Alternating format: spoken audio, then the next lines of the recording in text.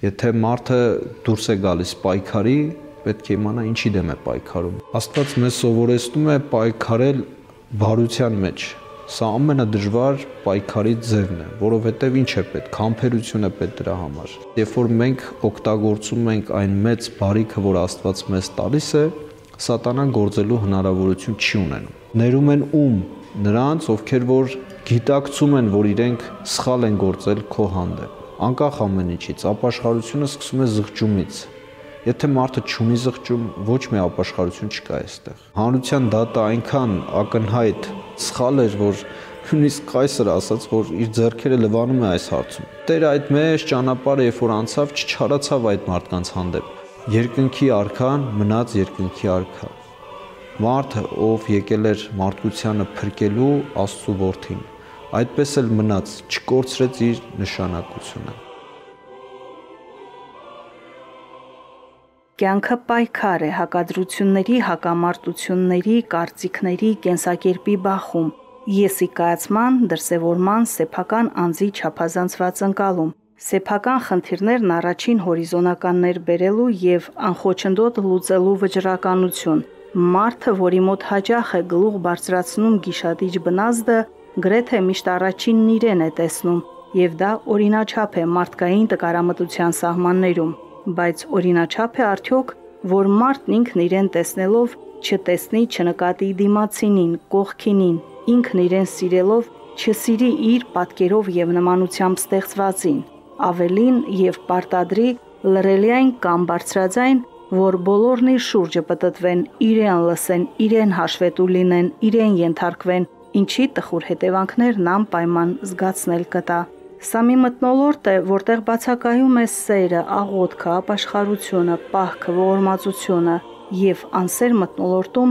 նորից ծնվում են մեղավոր հարաբերություններ անձերի միջև, իսկ միջանձնային հարաբերությունները կարող են վերածվել միջազգային, միջպետական հարաբերությունների, դրանցից կարող են և ծնվում են ընդվզումներ, պատերազմներ, կոնֆլիկտներ, եսի հանիրավի գերագնահատումը, վերաիմաստավորումը, աստվածացումն ինքնաբուխ ունից հանում են ի վերուս տրված մարդկային կյանքի խաղաղությունը, անհոգությունն ու երջանկությունը։ Մարդու սերը որքան էլ մեծ ու աստվածային լինի, այս մթնոլորտում տեղի է տալիս, ենթարկվում դաժան փորձությունների։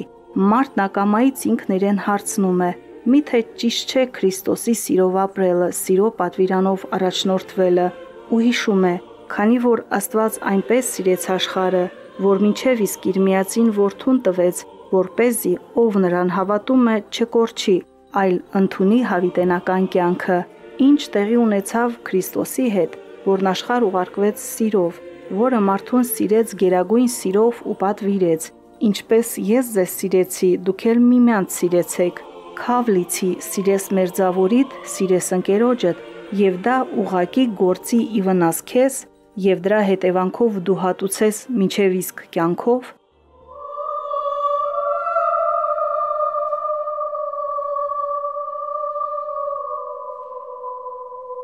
Հաճախ մեր կյանքի ընթացքում մեզ սերը դիմացիների կողմից այլ կերպ են կարում։ Ես չի ուզենա սիրո այսպես վրա կենտրոնանալ, սա սիրո ընկալում չէ, շատ ավելի, քան խոնարհության։ Երբ որ մարդիկ քո խոնարհությունը շփոթում են խեղճության հետ, երբ որ մարդիկ քո խոնարհությունը չարաշահում են, իսկապես դու սիրով լցված ես ամեն ինչ անում, բայց հասկանում ես, որ դիմացինը չարաշահում է այն։ Սա շատ տարածված երևույթ է և մարդիկ այլ մարդկանց չարաշահելու բազում մեթոդներ են գտել և շատ հաճախ ընկալում են քո խոնարհությունը, հավատքը, նաև սիրով ապրելու քո ձգտումները իբրև խեղճություն, թուլություն, նվազություն և դրանք օգտագործում են քո դեմ։ Սա շատ տարածված է, ինչպես ասացի, բայց գիտեք ինչպես, մարդիկ նման կենցաղով ապրելու դեպքում պետք է հասկանան, որ ամեն ինչ իր տեղում է։ Եթե մարդը դուրս է գալիս պայքարի, պետք է իմանա ինչի դեմ է պայքարում։ Հիմա մենք երբ որ չարի դեմ պայքարում ենք, սատանայի դեմ պայքարում ենք, ինչ է նշանակում, որ մենք չարությամբ լցված ենք դա անում։ Մենք չարությամբ չենք լցվում այդ հարցում։ Պարզապես, երբ որ մենք օգտագործում ենք այն մեծ բարիքը, որ Աստված մեզ տալիս է, սատանան գործելու հնարավորություն չի ունենում։ Ամբողջ հարցը այստեղ է։ Հիմա մարդիկ կան, որոնք որ հանիրավի դատապարտվում են ինչ-որ բաների համար, հանիրավի այդ մարդկանց անընդհատ փորձում են նվաստացնել, նեղացնել։ Գիտեք, այդ մարդիկ կարող է մի օր փոխվեն եւ ուզենան ավելի չարությամբ լցվեն։ Մի կողմից թվում է, թե դա խրախուսելի է, մի կողմից թվում է, թե դա ճիշտ է, բայց իրականությունը այլ է։ Աստված մեզ սովորեցնում է պայքարել բարության մեջ։ Սա ամենադժվար պայքարի ձևն է, որովհետև ինչ է պետք, համբերություն է պետք դրա համար։ Հիմա եթե մենք վերցնում ենք այդպես, ներելու մասին ինչ է ասում, 7 եւ անգամ 70 պետք է ներես, բայց մենք ի վիճակի ենք այդքան շատ ներելու դիմացինին, որովհետև մենք էլ մտածում ենք, որ այդ ներողամտությունը կարող է չափից դուրս նկատվել, բայց ներում են ում, նրանց, ովքեր որ գիտակցում են, որ իրենք սխալ են գործել քո հանդեպ։ Հենց այնպես չեն ներում ոչ մեկին, հասկանում եք, երբ որ մարդը գալիս է ապաշխարելու, մարդը գալիս է ներողություն խնդրելու, միայն այդ ժամանակ է սկսվում իրեն ներելու ընթացքը։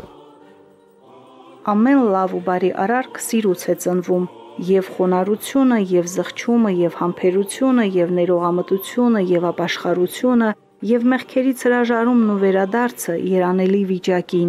Երկար կարելի է թվարկել սիրո օրհնյալ պտուղների շարքը, բայց Սուրբգրային այս գողտրիկ դրվագը տալիս է շատ հարցերի մեկ ընդմիշտ սպառիչ մեկնաբանություններ ու պատասխաններ։ Անառակ որդու վերադարձը, այդ առակը կա։ Շատ հայտնի, որը նաև մեծ պահքի կիրակիներից մեկի խորհուրդն է դրված այդ առակի հիմքում։ Երկու որդիներ կային, որոնցից մեկը ավագ էր, մեկը կրտսեր էր։ Ինչ է ստացվում, որ այս որդիներից մեկը, ով հոր ունեցվածքը վատնել էր, հետո մտածել էր, թե գնա իր հոր մոտ ծառա աշխատի, բայց ներողություն խնդրի, որ ինքը նման սխալներ է գործել։ Այս մարդը գնում է իր հոր մոտ, ներողություն է խնդրում նրանից։ Մինչդեռ իր ավագ եղբայրը այդպես չէր մտածում։ Նա հորը հորդորում էր, թե ինչպես եղավ, որ դու ներեցիր իրեն։ Այստեղ կա այդ ներողամտության ընթացքը, ինչպիսին ենք մենք հասկանում ներողամտությունը։ Ներողամտությունը այն է, երբ որ մարդը գալիս է ուղիղ իր սխալները խոստովանելու։ Քեզ կլինի, թե եկեղեցու առաջ, անկախ ամեն ինչից, ապաշխարությունը սկսում է զղջումից։ Եթե մարդը չունի զղջում, ոչ մի ապաշխարություն չկա այստեղ։ Եվ խոսել ներողամտության մասին այս տեսանկյունից սխալ է։ Բայց միևնույն ժամանակ նաև մենք համբերություն պետք է ունենանք, որովհետև մենք ուզում ենք, որ մարդիկ իրենց գործած սխալների համար 1 ժամ հետո արագ մեզանից ներողություն խնդրեն կամ իրենք Աստծուց ներողություն խնդրեն իրենց արածը, զղջան այսպես ասած։ Բայց չենք պատկերացնում, որ ժամանակն է միայն, որ մարդկանց տալիս է այս հնարավորությունը վերանայելու իրենց ընթացքը, որովհետև տեսեք, եթե այդ կրտսեր որդուն հայրը ասեր, որ դու գնալու ես, չհաջողվես, հետո գալու ես, ասես, որ սխալ բաներ ես արել, որդին ինչ պետք է ասեր։ Պետք է ասեր, որ ոչ, հայր, դու ինչ չես ճանաչում, ես կգնամ, կհաջողվեմ, ամեն ինչ լավ կլինի։ Բայց հայրը թողեց, որպեսզի այդ փորձությունների միջով անցներ։ Առանց սիրո պարզապես հնարավոր չէ ապրել, հնարավոր չէ գործել, առաջ շարժվել, գոյություն ունենալ։ Բոլոր մտածող մարդիկ զգացումներից նախապատվությունը տալիս են սիրուն։ Բոլոր արվեստագետները օրներգում փառավորում են սերը բառով, գույնով, երաժշտությամբ։ Սերը գոյության հանճարն է միակ, գոչում է բանաստեղծը, բնավ չմոռանալով սիրո ակունքը, որը բխում է Սուրբ գրքից։ Երբ որ մենք բացում ենք Աստվածաշունչը, բազում օրինակներ կա, Հոբի օրինակը կա, շատ լավ օրինակ է, որպեսզի տեսնենք, թե ինչպիսի ծանր փորձությունների, չարչարանքների միջով է անցնում Հոբը, բայց ինչ է անում, նա չի չարանում։ Ընդհակառակը Հոբը կանգնում է Աստծո առաջ եւ ասում է, որ ինքը ծառան է Աստծո, եւ ինչպես որ Աստված կամենում է իրեն այդ փորձությունների միջով անցկացնել, ինքը պատրաստ է դրան։ Հոբը շատ մարգարեներ ու սրբեր, Աստծո պատկերով ու նմանությամբ մարդիկ, որոնք Աստծո սերն ունեին, առատապես վարձատրվեցին, սոսկալի չարչարանքներից հետո հանգստություն եւ երանություն գտան։ Ինչ եղավ մարդու հանդեպ Քրիստոսի անսակարգ սիրո պատասխանը։ Եղավ մեզ արդեն հայտնի սոսկումների շարքը՝ դավաճանություն, ուրացում, մատնություն, խաչելություն, բայց եւ հրաշափառ հարություն։ Երբ որ Քրիստոս մուտք գործեց Երուսաղեմ, նրան ընդունում էին ցնծությամբ, ընդունում էին որպես հաղթական մեկ, ով մուտք էր գործել Երուսաղեմ։ Բայց ինչ տեղի ունեցավ։ Հաջորդ պարագային Քրիստոս դարձավ մեկը, ում համեմատեցին ամենածանր հանցագործի հետ եւ ոչ թե նրան արդարացրեցին, այլ ընդհակառակը բաց թողեցին հանցագործին եւ իրեն պահեցին։ Հանրության դատն էր դա։ Անկամ հանրության դատը այնքան ակնհայտ սխալ էր, որ նույնիսկ Կայսրը ասաց, որ իր ձեռքերը լվանում է այս հարցում, որովհետև տեսնում է, թե ինչ ակնհայտ կերպով անմեղ մեկին տանում են մահապատժի, չէ՞ որ խաչելությունը մահապատիժ էր այդ ժամանակ։ Եվ Տերը այդ մեծ ճանապարհը, երբ որ անցավ, չչարացավ այդ մարդկանց հանդեպ։ Չէր մատնացույց անում, ասում դու գիտես, դու էիր, որ առաջինը քվեարկեցիր, դու երկրորդն էր, որ քվեարկեցիր։ Ընդհակառակը սիրով էր անում այդ ամենը, սիրով, բայց նաև նվաստացման այդ ճանապարհն էր անցնում։ Իսկ ինչ եղավ հանգուցալուծումը, ամենակարևորը, հանգուցալուծումը այն էր, որ երկնքի արքան մնաց երկնքի արքա։ Մարդը, ով եկել էր մարդկությանը փրկելու Աստծո որդին, այդպես էլ մնաց, չկորցրեց իր նշանակությունը։ Կյանքում էլ օրինակները շատ են, ոսկին մնում է ոսկի, մարդը մնում է մարդ, Աստծո պարագայում Աստված ոչ միայն մնում է Աստված, այլ նաև ազդում է մարդու վրա, որը կարող է օժտվել աստվածամարդ դառնալու ունակությամբ, Աստծո հետ բարձրանալ վերին ոլորտներ, վայելել Աստծո արքայությունը նստելով նրա աջ կողմում, իսկ դրան տանում է սերը, այդ աստվածային մեծագույն զգացումը։ Մի այսպիսի պատմություն կա, երբ որ մի մարդ վերցնում է ոսկյա մի իր եւ ցույց է տալիս իր ընկերներին, ասում է, որ հիմա այս իրը, որ տեսնում եք, թանկարժեք է, ասում են, այո, այդ իրը կեղտոտում է, գցում է ցեխերի մեջ եւ նորից ցույց է տալիս, ասում է, հիմա էլ է թանկարժեք, այո, թանկարժեք է, ասում են։ Ամեն տեսակ փորձության ենթարկում է, բայց վերջում իր ընկերները ասում են, որ թանկարժեք է, ուրեմն նշանակում է ինչ փորձությունների միջով անցնի, միևնույն է այդ գինը կամ այդ կարևորությունը, որ ունի տվյալ առարկան, չի կորցնում իր նշանակությունը։ Հիմա առավել եւս մարդու պարագայում, եթե մարդը նշանակալի մեկն է, ով ունի մեծ կարողություններ, սակայն իր համեստության, իր խոնարհության պատճառով դրանք իջիկ չի դնում, չի ցուցադրում բոլորին, այլ ընդհակառակը դա օգտագործում է ուրիշներին սպասարկելու համար, ուրիշների կյանքը լավացնելու եւ այդ թվում նաեւ իր կյանքը լավացնելու համար, ուրեմն այս մարդը կարող է վաղը նույն կերպ արժանանալ ուրիշների անարգանքին, բայց նա չի կորցնի երբեք իր կարևորությունը ու նշանակությունը, ինչպես որ եղավ Քրիստոսի պարագային, ինչքան էլ որ անցավ հալածանքների միջով, ինչպես էլ որ բամբասեցին նրա հասցեին, չէ, ասում էին, որ խաչին, ասում են, եթե կարող ես ինքդ քեզ ազատագրիր։ Ինչու էին այդպես ասում, որովհետև կասկած ունեին նրա կարողությունների վրա, բայց միևնույն ժամանակ Քրիստոս չտրվեց այդ սադրանքներին, ընդհակառակը նա եկել էր առաքելությամբ եւ այդ առաքելության կրողն էր։ Եվ Քրիստոս ասում էր՝ «Ների՛ր Հայր, որովհետեւ չգիտեն ինչ են անում իրենք»։ Այսպես էր պատասխանում Քրիստոս այս մարդկանց։ Նշանակում է, որ որքան մենք դիտարկում ենք, թե մեր կյանքում եւ խաղաղությունը, եւ երջանկությունը, եւ սերը ինչպիսի դերակատարություն ունեն, անպայման պետք է նայենք, թե դիմացինը ոնց է դա հասկանում։